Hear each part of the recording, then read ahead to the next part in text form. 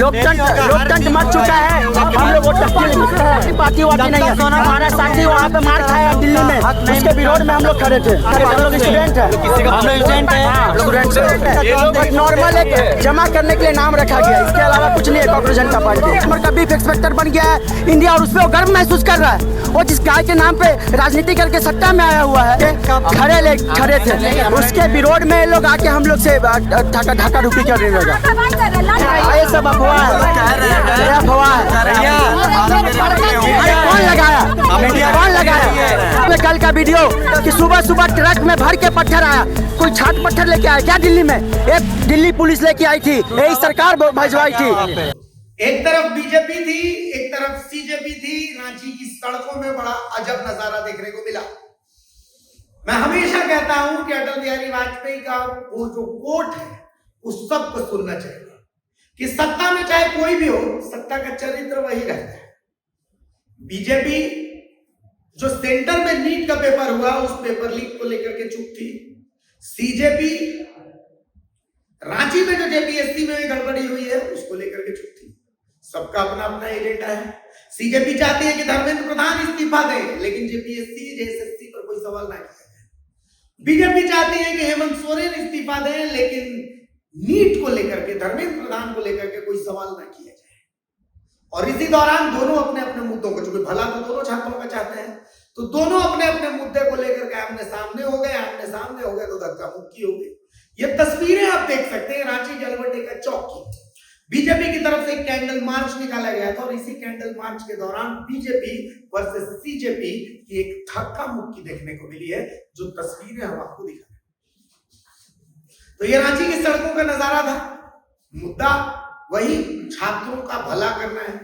अब समझ में यह नहीं आ रहा है कि छात्रों का भला कौन कर रहा है और छात्रों का भाला कौन कर रहा है ना? मतलब मेरे मन में एक सवाल है।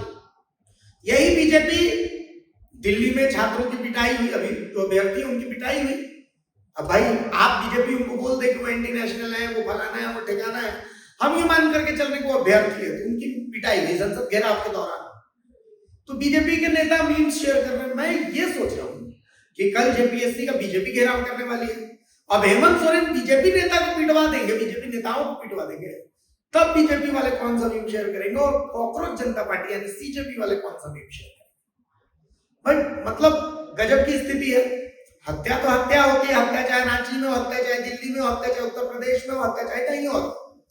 अब दिल्ली में जो प्रोटेस्ट हो रहा है, उस प्रोटेस्ट में मांग ये होनी चाहिए थी कि भाई साहब एक ऐसी नीति बने कि पेपर लीक हो तो पेपर लीक के लिए किसी को तो अकाउंटेबल ठहराया जाए। आप जिद पर अड़े हैं कि धर्मेंद्र प्रधान इस्तीफा दे दे, मान लिया एक मिनट में इस्तीफा दे दे, चूंकि उनका मंत्री पद जाना तय है, तो मंत्री अगर इस्तीफा दे भी दे तो उससे क्या बदल जाएगा? मकसद होना चाहिए कि भाई आगे से पेपर लीक ना। झारखंड में इसी तरीके से भाई नीट को लेकर के जो अकाउंटेबिलिटी, वैसी अकाउंटेबिलिटी जेपीएससी जेएसएससी को लेकर के भी होनी चाहिए। तो अकाउंटेबिलिटी तो सब जगह होनी चाहिए, लेकिन हर जगह मुद्दे भटके हुए, सबके अपने अपने राजनीतिक एजेंडे सेट। आपको क्या लगता है? आप हमें कमेंट बॉक्स में दिखाइएगा, बताइएगा। बहरहाल ग्राउंड जीरो से क्या स्थितियां थी इस प्रोटेस्ट की बता रहे हैं सहयोगी रत्नेश। ये रिपोर्ट देखिए। तानाशाही सरकार के कुछ गल्ले आके यहाँ पे किस तरह से हम लोग यहाँ रोड में सिर्फ साइड में अपने हाथ में टट्टी लेके खड़े थे। इसके अलावा तो कुछ नहीं। इनकलाब जिंदाबाद बोल रहे थे, इसके अलावा तो कुछ नहीं।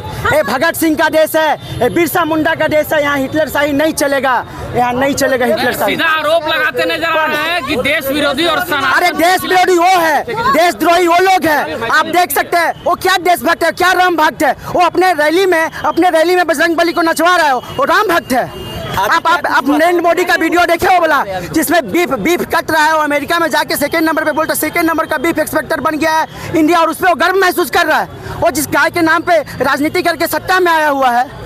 अभी क्या कुछ हुआ था? अभी हम लोग सिर्फ डेमोक्रेसी डेट लिख के खड़े थे, उसके विरोध में लोग आके हम लोग से ढाका ढुकी करने लगा। हम लोग तो कुछ नहीं किया।